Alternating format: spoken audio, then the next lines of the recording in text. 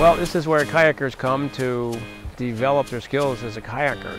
It's a standing wave that happens when the floodwater comes in this fjord, and people say it's the best wave in the world. You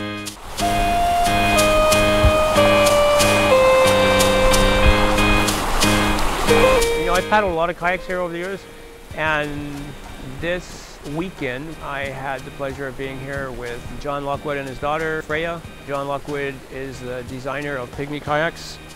I tried two of his newer kayaks. I tried the Pinguino and I tried the Murrelet.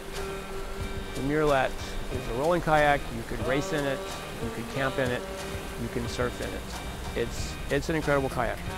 If you want just more of a sporty surfing kayak, the Pinguino is an incredible kayak. Goodbye was half the world to piano sleeper. You know, everybody hears about Skook, and it's like it's really intimidating because everybody says, "Oh, I'm not ready for Skook." And I thought, well, I'll go, see what happens. And I don't know what I was doing in my life before then, because I just come here all the time.